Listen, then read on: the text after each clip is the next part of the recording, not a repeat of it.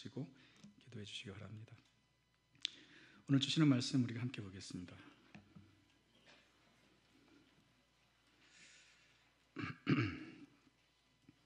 한 구절인데요, 우리 같이 합독하겠습니다. 잠언 17장 22절 말씀인데요, 같이 읽겠습니다. 마음의 즐거움은 양약이라도 심령의 근심은 뼈를 마르게 하느니라. 아멘. 여러분, 이 정도 구절은 외울 수 있지 않을까요? 제가 지난 몇 주 동안 묵상한 말씀인데요, 마음의 즐거움은 양약이라도 심령의 근심은 뼈를 마르게 하느니라. 외울 수 있지 않겠어요? 한번 안 보고 해보실래요? 여러분 IQ를 한번 테스트 해보도록 하겠습니다. 자, 마음의 즐거움은 양약이라도 심령의 근심은 뼈를 마르게 하느니라. 아멘. 여러분이 잘 이렇게 기억을 못 하시고 생각을 못 하시는 것 중에 하나가 뭐냐면, 여러분 앞에 서 있는 이 담임 목사는 1세가 아니라는 것입니다. 저는 1.5세 이후에 사실 제 인생의 여정의 시간을 보게 되면 외국에서 산 시간이 훨씬 많습니다. 올해로 이민생활 44년째입니다. 10살 때 이민을 간 거예요. 그러니까 이렇게 1세 사역을 하는 것도 참 대단한 거 아니? 여러분, 제가 이렇게 계속 한국말로 계속 하니까 여러분 날 1세로 보는데 제가 1세가 아니에요, 여러분. 제가 1.5세, 1.7세, 10살 때 이민을 갔으니. 근데 여러분 전혀 1세 사역을 해도 참 어색하지 않고, 특별히 교회를 이끄는 데 있어서 15년 전에 교회를 개척했을 때부터 제가 1.5세지만은 1세를 타깃으로 해야겠다라고 이렇게 생각을 했습니다. 근데 이제 제가 1.5세지만은 저의 그런 신앙심 그리고 영성은 상당히 1세와 가깝습니다. 그래서 제가 비록 한국에서 교회를 다니지 않았고 또 이민을 와서 교회를 다녔지만 저는 브라질에서 성장을 했지 않습니까? 근데 그 당시에 브라질의 교포들이 그 한국의 70년대 80년대 부흥이 있었잖아요. 정말 뜨거웠지 않습니까?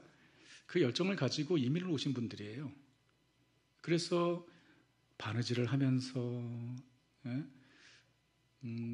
제품을 하면서 모은 돈으로 교회를 세운 거예요.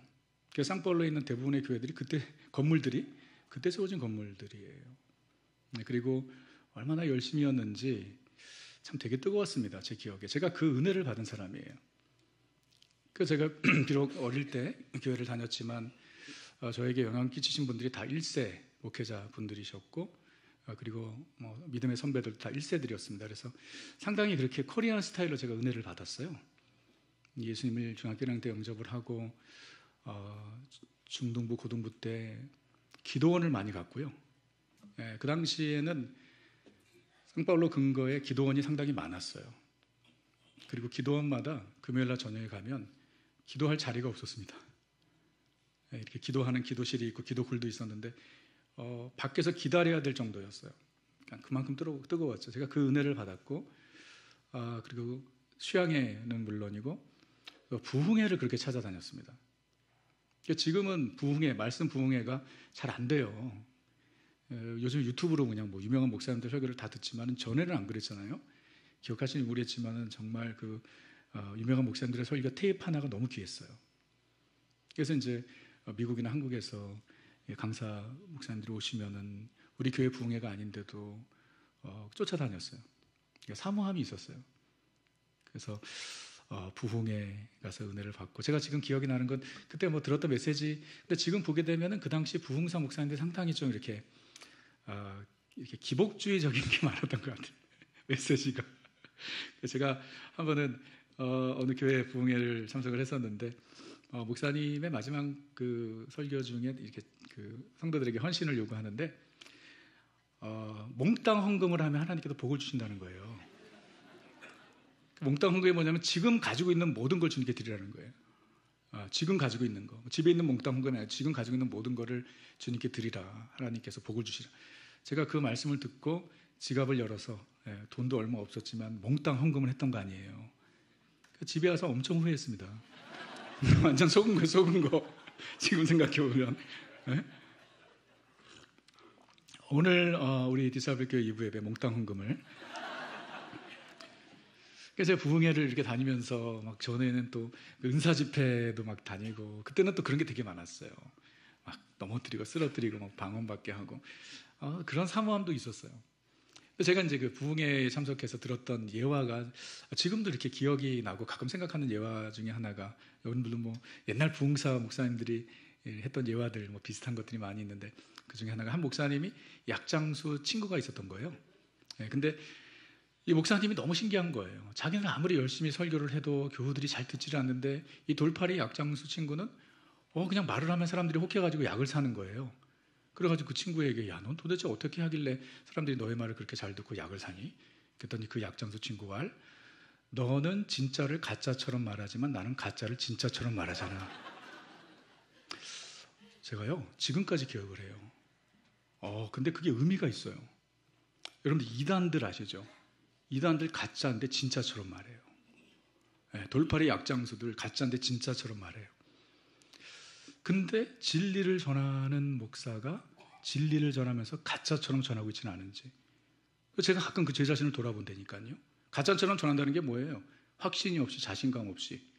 아니 정말 이 말씀이 하나님의 말씀이고 성도들을 살리는 말씀이라면 정말 확신을 가지고 전해야 되는데 그렇지 않은 모습이 혹시 있지 않은가라는 생각을 이렇게 하게 됩니다. 설교자는 약을 파는 사람이에요, 정말. 무슨 약이죠? 할렐루야. 오늘은 80년대 부흥회로 돌아가는 겁니다. 목사는 뭘 팔아요? 신약과 구약. 신약과 구약을 파는 약장수잖아요. 여러분 보시기에는 제가 세일즈를 했으면 잘할 것 같아요? 못할 것 같아요? 우리 교육자들은 알아요. 내가 세일즈 엄청 잘합니다. 내가 뭐 좋다 그러면 우리 교육자들 다 사요. 진짜 그래요. 최근에 저도 제가 이렇게 될 줄 몰랐는데 제가 언제부턴가 이렇게 약에 관심을 갖기 시작했어요. 그래서 나이가 돼서 그런지 비타민 C, D, 효소, 그리고 또 요즘에 제가 많이 파는 약이 그 프로폴리스. 그리고 프로폴리스도 브라질 게 제일 좋다. 내가 사온 게 제일 좋다. 그래서 우리 교육자들이 다 샀어요. 약에 관심을 갖고 영양제, 건강 유지. 요즘에 제가 이제 가장 많이 복용하려고 애쓰는 약이 있는데 들어보셨는지 모르겠지만 마즐이라는 약이 있습니다. 마즐. 마약이 아니고 마즐. 이 마즐을 먹으면은요 기뻐지고 행복해져요. 이 마즐이 뭔지 아세요? 눈치 못 채셨어요? 마음의 즐거움. 오늘은 80년대 부흥회. 나 이거 너무 좋아. 이런 거 아재 개그. 저의 스타일이에요. 정말 저 끝까지 이렇게 할 수 있어. 오늘 설교. 진짜 마즐, 마음의 즐거움은 우리를 행복하게 합니다. 저는 여러분에게 오늘 마즐을 팔려고 왔습니다. 마즐을 팔려고 왔어요. 농담이 아니고 정말입니다. 오늘 본문에서 말합니다. 마음의 즐거움은 양약이라. A joyful heart is a good medicine. 이 마음의 즐거움이 우리의 영과 육을 강건케 한다라는 거예요. 저를 비롯해 우리 모든 성도님들이 이 주님께서 우리에게 주시는 마음의 즐거움, 이 양약을 우리 모두가 가지고 또 복용하는 은혜가 있기를 간절히 소원합니다. 근데 오늘 본문에서는 우리에게 좋은 양약을 소개할 뿐만 아니라 우리의 몸을 해치는 독이 무엇인지를 말하고 있습니다. 제가 먼저 그것을 보았으면 좋겠는데요. 다름 아닌 심령의 근심입니다. 심령의 근심. 마음의 즐거움은 양약이라도 심령의 근심은 뼈를 마르게 하느니라. 뼈를 마르게 한다라는 것은 건강을 해친다는 것뿐만 아니라 우리의 영혼을, 우리의 삶을 피폐하게 만든다라는 거죠. 뼈를 마르게 한다. 이 영어 성경에 보니까 이 심령의 근심을 crushed spirit 또는 broken spirit이라고 번역을 했습니다. 그게 사실 원어에서도 가까운 번역이에요. 깨어진 영혼, 깨어진 심령, 우리의 뼈를 마르게 한다라는 거예요. 깨어진 영혼, 상한 심령. 자, 그런데 또 성경을 보니까 잠언 15장 13절을 보니까 무엇이 우리의 심령을 깨뜨리는지를 이야기해요. 보세요. 마음의 즐거움을 얼굴을 빛나게 하여도 마음의 근심은 뭐를 상하게 한다고요? broken heart, crushed spirit이 왜 되는지를 얘기하잖아요. 그것은 바로 마음의 근심 때문이라는 거죠. 그래서 오늘 본문의 한글 성경에는 이 깨어진 심령이 뼈를 마르게 한다, broken spirit이라고 하지 않고 심령의 근심이 뼈를 마르게 한다라고 이야기한 것 같아요. 번역한 것 같아요. 왜냐하면 근심이, 마음의 근심이 우리의 심령을 상하게 하기 때문입니다. 근심이 우리의 뼈를 마르게 하는 독입니다. 그러므로 근심하지 말아야 합니다.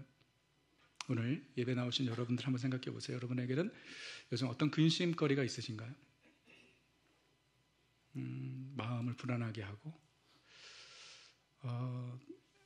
잠 못 이루게 하는 마음의 근심거리는 무엇이에요? 걱정이 되고 그것만 생각하면 가슴이 덜컹하는 그런 근심거리가 여러분들 있으신지 모르겠습니다.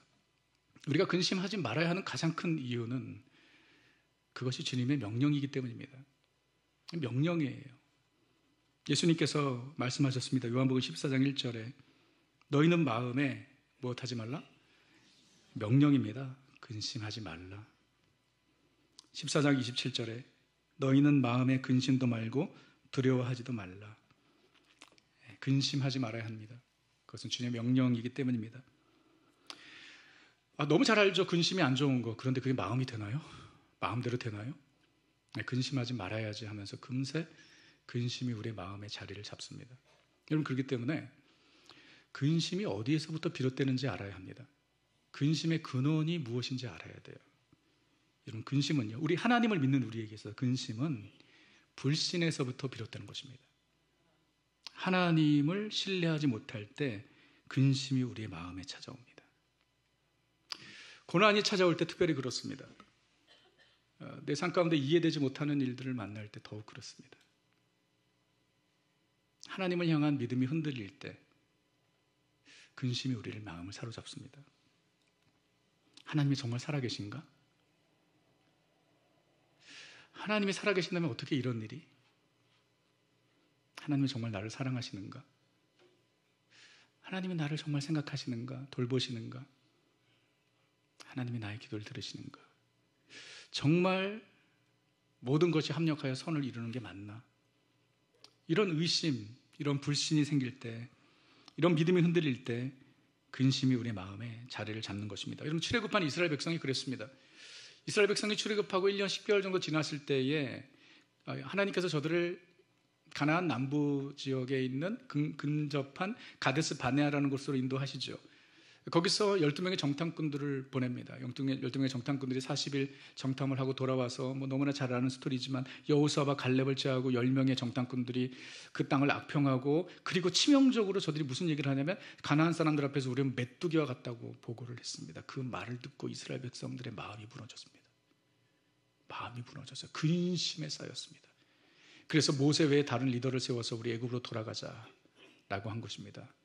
여러분, 저들의 마음이 무너진 이유가 무엇이에요? 하나님을 믿지 못하기 때문입니다. 하나님께서 저들을 인도하시고 저들을 위해 싸우신다라는 그 신뢰가 깨어졌기 때문에 하나님을 불신하여 그 마음속에 원망이 생기고, 하나님을 불신하여 그 마음속에 근심이 자리를 잡은 것입니다. 여러분, 그러므로 근심은 결국 믿음의 문제입니다. 믿지 못하면 근심하는 것입니다. 그래서 예수님께서 제자들에게, 그리고 우리에게 너희는 마음에 근심하지 말라고 하면서 뭐라고 말씀하는지 아세요? 요한복음 14장 1절 다시 보십시오. 너희는 마음에 근심하지 말라. 함께 있습니다. 하나님을 믿으니 또 근심하지 말라고만 하지 않으시고 나를 믿으라고 말씀하십니다. 근심을 몰아내는 것은 바로 믿음입니다. 하나님이 나를 사랑하신다는 믿음. 아멘. 하나님이 나를 사랑하신다는 믿음. 신실하신 하나님, 내가 다 알 수 없고 이해할 수 없지만 가장 선한 곳으로, 선한 길로, 선한 방법으로 나를 이끌어 가신다는 믿음.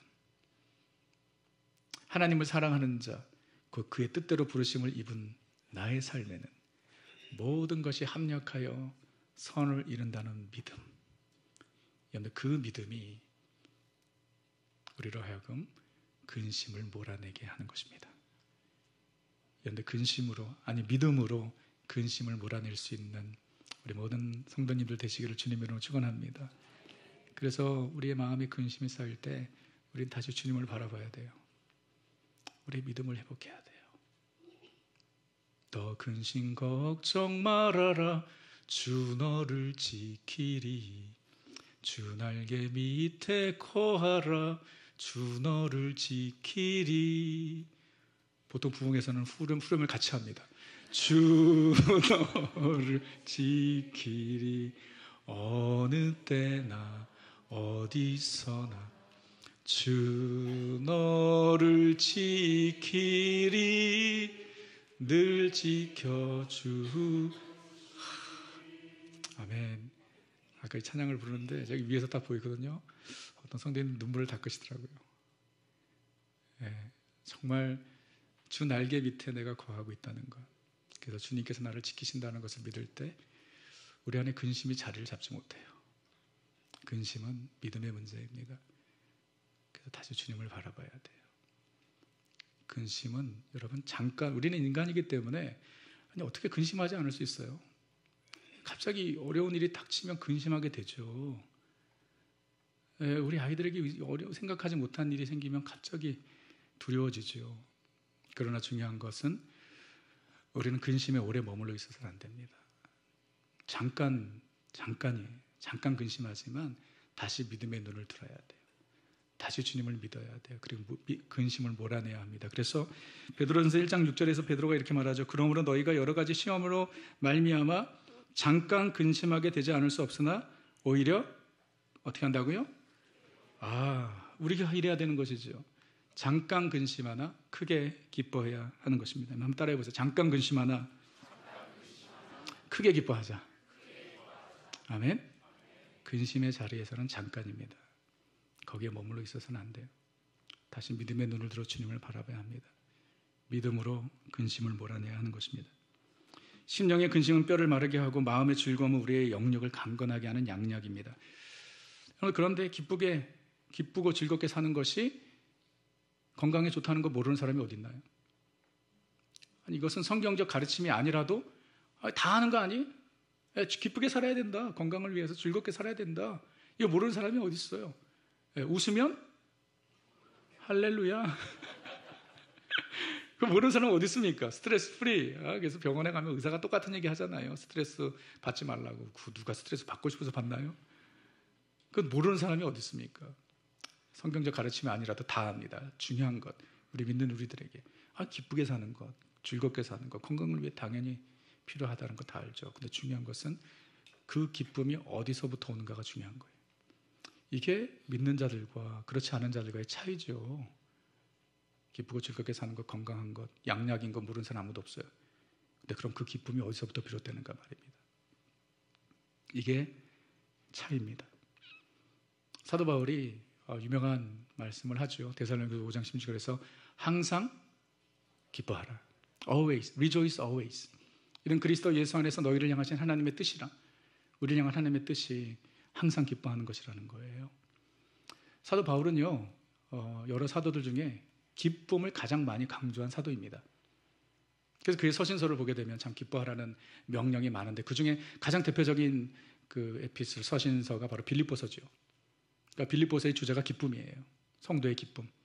그래서 빌립보서를 보게 되면 기뻐하고 또 기뻐하라 여러 번 반복해서 강조하는데 그 중에 빌립보서 3장 1절을 보게 되면 나의 형제들아 주 안에서 기뻐하라 너에게 같은 말을 쓰는 것이 내게는 수고로움이 없고 너에게는 안전하니라. 또 말한다는 거예요. 기뻐하라. 너희는 정말 기뻐해야 된다라는 거예요. 4장 4절에 주 안에서 항상 기뻐하라 내가 다시 말하노니 기뻐하라. 이런 바울이 빌립보 성도들에게 기뻐하라, 기뻐하라, 내가 다시 말하노니 기뻐하라, 항상 기뻐하라, 어떠한 상황 속에서도 기뻐하라고 말하고 있는 바울의 상황이 어떤지 아십니까? 이 편지를 보내고 있는 바울은 지금 감옥에 갇혀있는 신세입니다. 그래서 빌립보서가 옥중 서신 중에 하나죠. 생각해 보세요, 여러분. 감옥에 갇혀 있는 사람이 밖에 있는 사람들에게 기뻐하고 또 기뻐하라고 말하는 거예요. 왜 그럴까요? 바울은 감옥에 갇혀 있었음에도 불구하고 그의 마음속에 기쁨이 충만했기 때문입니다. 자유함이 없어요. 로마에 감금된 지 2년 정도 되었습니다. 로마 제국의 중심지인 로마에 가서 복음을 전하지 못하고 감금되어 있는 상태, 그리고 언제 재판을 받아서 사형에 처하게 될지 죽게 될지 모르는 앞이 캄캄한 답답한 상황에서 참 신기하죠. 바울은 기뻐했습니다. 만약에 바울의 마음속에 기쁨이 없었다면 어떻게 성도들에게 주 안에서 기뻐하라, 다시 말하면 기뻐하라라고 말할 수 있었겠어요? 감옥에 갇혀 있었지만, 묶여 있었지만, 얽매여 있었지만 바울에게는 기쁨이 충만했습니다. 우리가 그 기쁨을 알아야 합니다. 어디서부터 오는 것인지. 바울이 말합니다. 항상 기뻐하라고 이야기하면서 어디 안에서 기뻐하라고요? 자, 어디 안에서? 주 안에서 기뻐하라.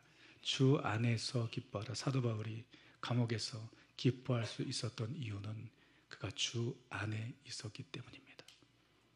여러분, 우리의 기쁨은 주 안에서 누리는 기쁨인 줄 믿으시기 바랍니다. In Christ, in the Lord.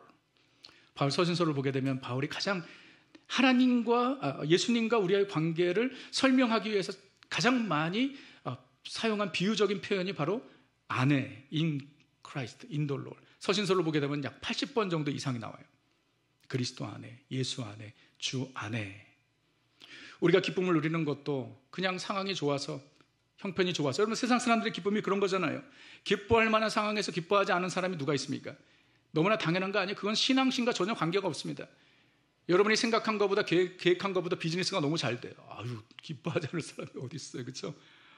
내가 생각한 거는 한 달에 10,000불인데 15,000불을 벌었어. 여러분, 할렐루야? 그런 일은 없어요, 그렇죠? 네. 너무 기뻐하죠. 우리 아이가 이번에 대학교를 들어갔는데 우리가 예상한 것보다도 훨씬 더 좋은 대학에 들어갔어요. 당연히 기뻐하죠. 내가 하는 일들이 척척 생각대로 계획대로 되면 기뻐하지 않을 사람이 없어요. 그건 신앙심과 아무 상관이 없습니다. 여러분, 우리의 기쁨은, 그리스도인의 기쁨은 그런 조건적 요소를 초월한 기쁨입니다. 일이 잘 풀리지 않아도 기뻐하는 거예요. 몸이 연약해도 기뻐합니다.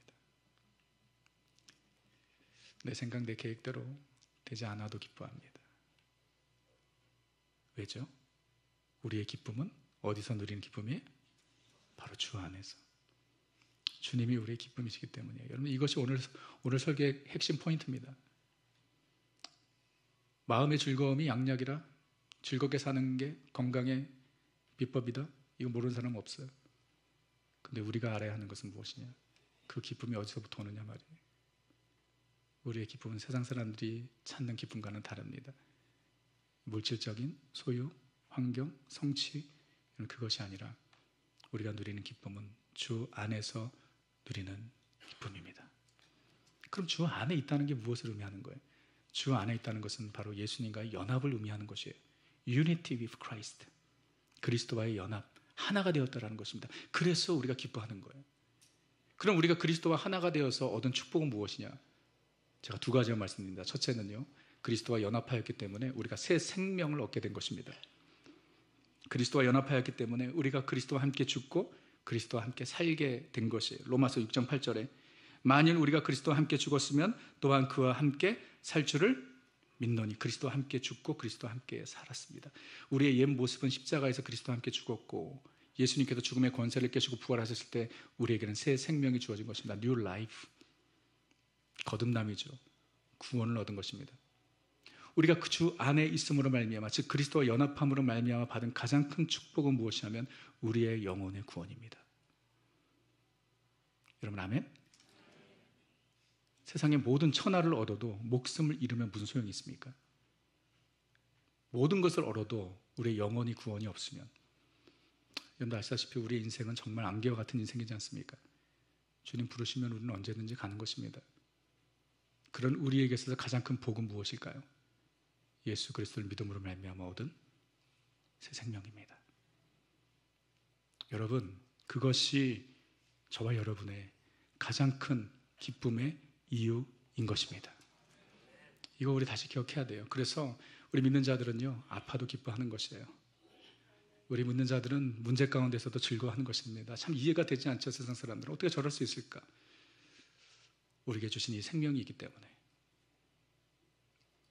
내 영혼이 은총 입어 중한 재짐 벗고 보니 슬픔 많은 이 세상도 천국으로 화도다. 잠깐, 옛날 부흥회 때 주보를 이렇게 흔들면서 이렇게 사함 받고 주 예수와 동행하니 그 어디나 하늘나라. 와, 이 진짜 믿음의 고백이잖아요. 내 영혼이 은총 입어 중한 재짐 벗고 보니 새 생명 얻었으니 슬픔 많은 이 세상도. 이 세상에 슬픔이 많다는 것을 이 찬송가 저자가 아는 거예요. 여러분, 이 세상에 슬픔이 많지 않나요? 네, 참 슬픔이 많아요. 슬픔 많은 이 세상도 천국으로 하도다. 할렐루야 찬양하세. 내 모든 죄 사함 받고 주 예수와 동행하니 그리스도 예수 안에서 이 새 생명을 누리며 사니 그 어디나 하늘나라. 높은 산이 거친 들이 초막이나 궁궐이나 내 주 예수 모신 곳이 그 어디나. 와, 어떻게 이렇게 아름다운 고백을 할 수 있어요? 큰 궁궐이나 초막이나 우리 주님과 함께 살고 있기 때문에, 그 안에 있기 때문에. 큰 집에 살아도 작은 집에 살도 별로 중요하지 않다는 거예요. 그래도 방은 4개 정도는 돼야 되겠죠.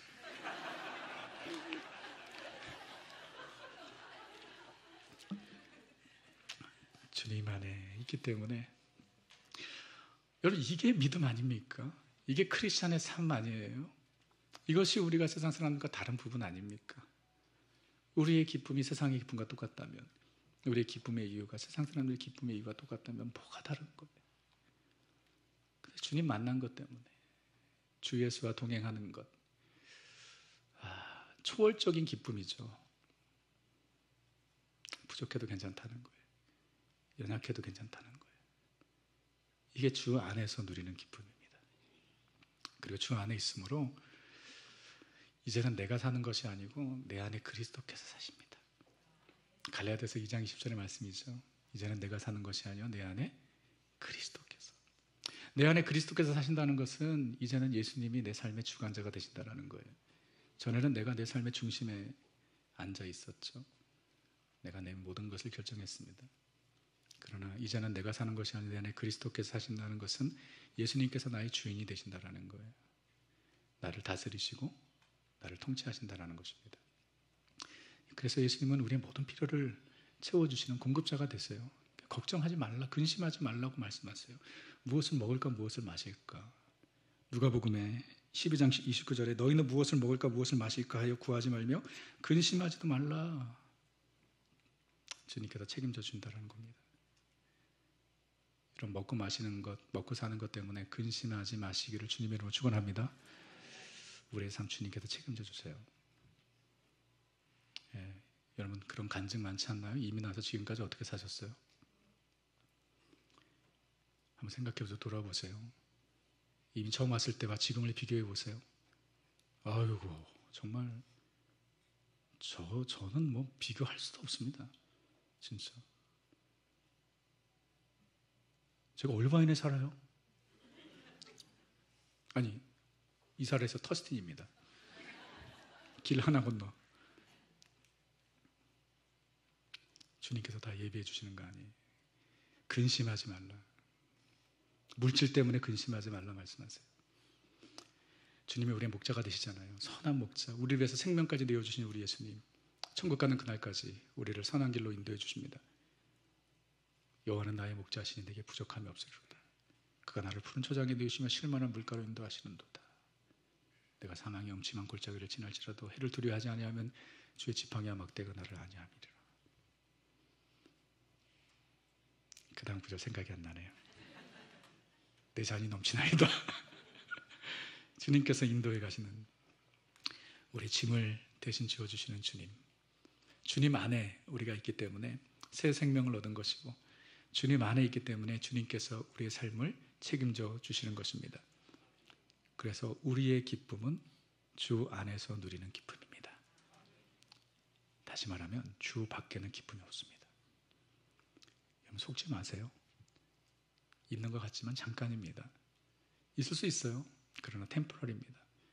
진정한 기쁨은 오직 주 안에 있는 거예요. 세상의 기쁨과는 차원이 다릅니다. 그래서 우리 믿는 자들의 기쁨은 초월적인 기쁨이에요. 그러니까 상황과 환경을 초월한 기쁨. 세상의 기쁨은 다 조건적인 것이죠. 물질적인 것이 관계적인 것이죠. 그러나 우리는 그거 아니에요. 우리가 주 안에서 누리는 생명 때문에, 예수님이 나의 주인이시기 때문에, 그리고 하나님이 나의 하나님이시기 때문에 우리가 기뻐하는 거예요. 이게 하박국 선지자의 고백이었지 않습니까? 제가 얼마 전에 우리 큐티 본문으로 하박국을 묵상하면서 참 큰 은혜를 받았어요. 하박국서를 알았지만 다시 이렇게 하나하나 아침마다 묵상을 하면서 하박국의 마음이 느껴졌어요. 하박국서가 1장, 2장, 3장밖에 안 되는데 이 스토리 전개가 아주 재밌어요. 하박국이 처음 하나님 앞에 대화를 하기 시작한 게 하박국이 시작을 했어요.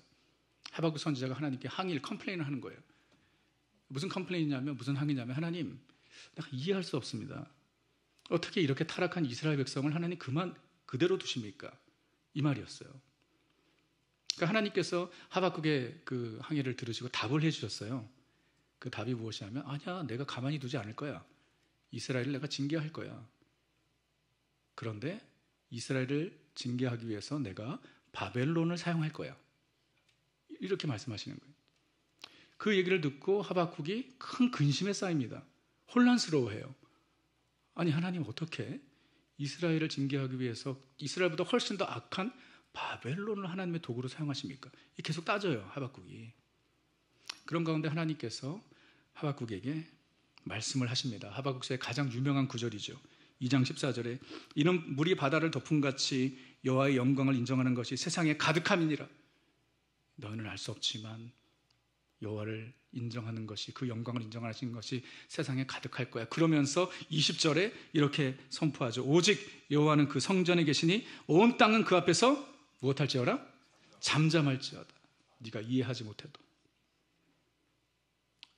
네가 깨닫지 못해도 온 땅은 그 앞에서 잠잠할지어다. 하박국의 주제는 하나님의 주권이에요. 하나님께서 하나님의 주권과 하나님의 뜻대로 역사를 이어가신다는 거예요. 하박국이요, 근심에 쌓였던 하박국이 주님을 바라보게 됩니다. 주님의 음성을 들어요. 하나님께서 주 앞에서 잠잠할지어다 하니까 하박국이 더 이상 컴플레인하지 않아요. 오히려 그 자리에서 하박국은 하나님을 찬양하고 하나님께 감사합니다. 그리고 하박국의 마음의 결정을 해요. 다짐을 합니다. 그것이 무엇이냐면, 나는 어떠한 상황이 온다 할지라도, 이해되지 않는 상황이 온다 할지라도, 고난과 환난이 온다 할지라도 나는 오직 여호와 하나님만으로 기뻐하고 즐거워할 것이야. 이것이 그 유명한 하박국의 고백입니다. 하박국서 3장 17절에서 19절.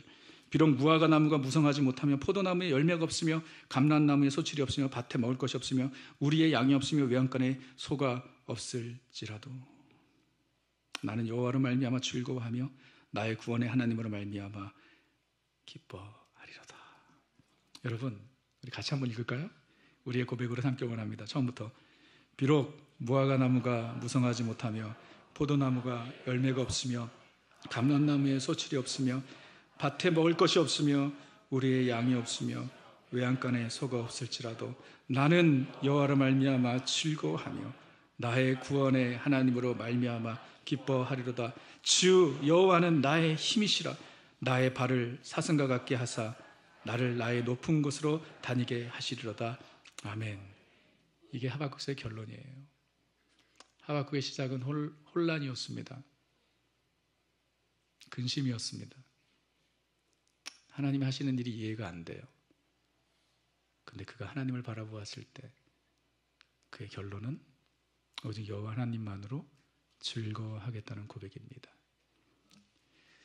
이 고백이 있고 실제로 남유다, 몇 년 후에 바벨론 느부갓네살이 남유다를 침공합니다. 예루살렘 성이 무너지고 많은 사람들이 죽고 또 포로로 끌려갑니다. 하박국은 그 날이 올 것을 알고 있었습니다. 그 환난과 그 역경이 올 것을 알고 있었던 하박국의 고백이기 때문에 더 귀한 거예요. 그런다 할지라도 비록 무화과 나무가 무성치 못하며 포도나무가 열매가 없으며 감람나무에 소출이 없고 우리의 양이 없고 외양간에 소 nothing입니다. nothing. 아무것도 없는 상황이 온다 할지라도 나는 오직 여호와 하나님만으로 즐거워할 것이다. 여호와 하나님만이 나의 기쁨이시다. 나의 힘과 반석 되시는 주님으로 인해 기뻐하겠다는 이 고백.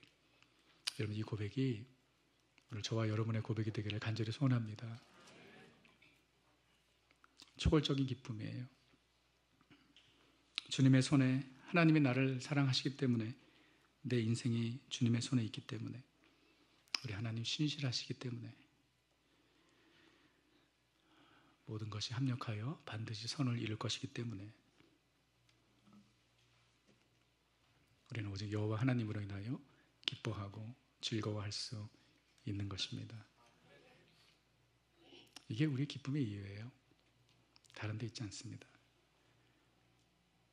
우리의 기쁨의 이유가 다른 것이 아니라 오직 주 안에서 얻은 새 생명 때문에, 예수님이 우리의 주인이시기 때문에, 하나님이 우리의 반석이시기 때문에 우리가 기뻐하는 것이라면 우리의 기쁨은 내일이 아니라 오늘이어야 합니다.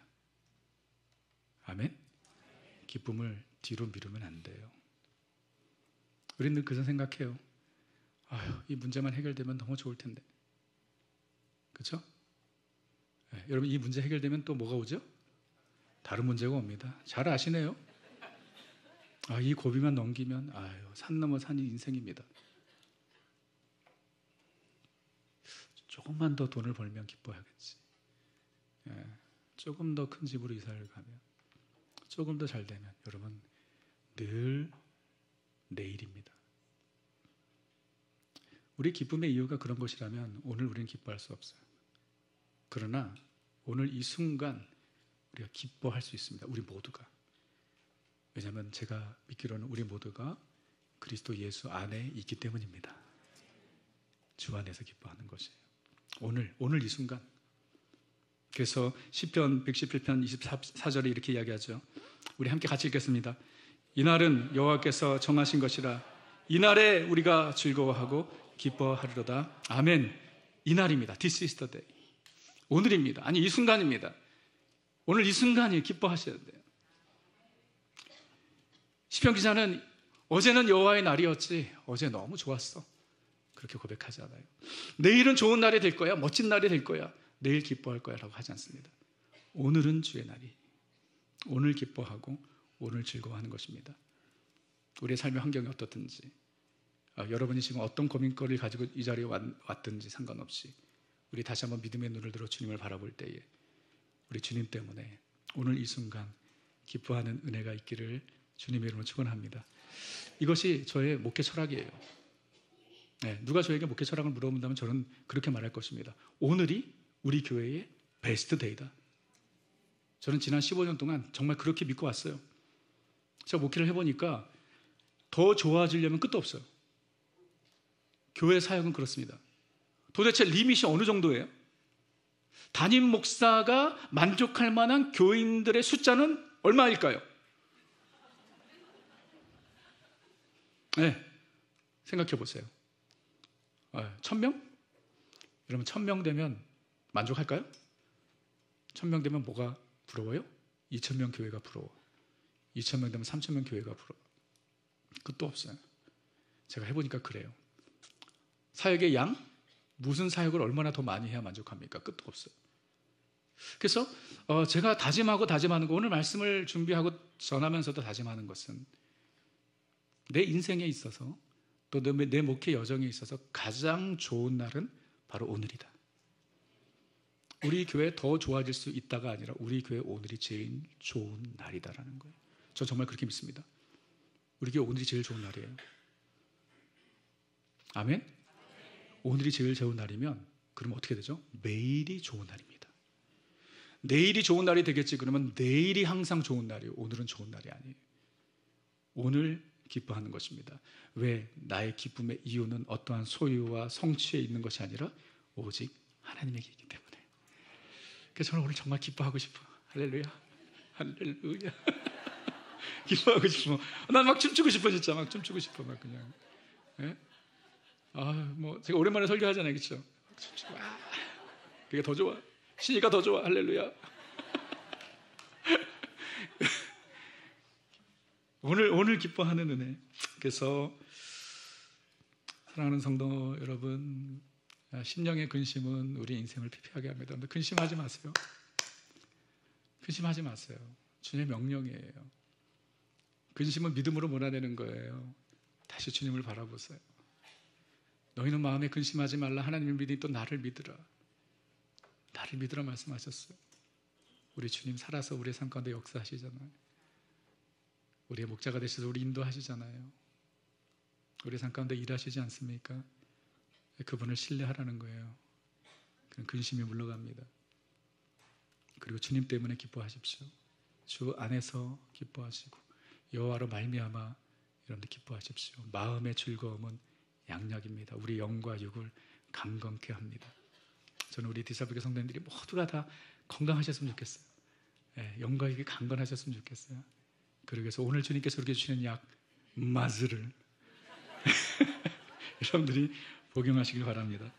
느헤미야 8장 10장을 끝으로 읽고 마칩니다. 함께 읽습니다. 이날은 성일이니 근심하지 말라. 여호와로 인하여 기뻐하는 것이 너희의 힘이니라. 아멘. 우리 다시 한번 크게 큰 목소리로 선포하며 읽겠습니다. 이날은 성일이니 근심하지 말라. 여호와로 인하여 기뻐하는 것이 너희의 힘이니라. 우리의 힘이 다른 것이 아니라 여호와로 인하여 기뻐하는 것이 오늘도 우리의 힘입니다. 오늘 여호와로 인하여 기뻐하여 그 새 힘을 얻으시는 강건케 되는 은혜가 있기를 주님의 이름으로 축원합니다. 이 시간 우리 찬양의 고백을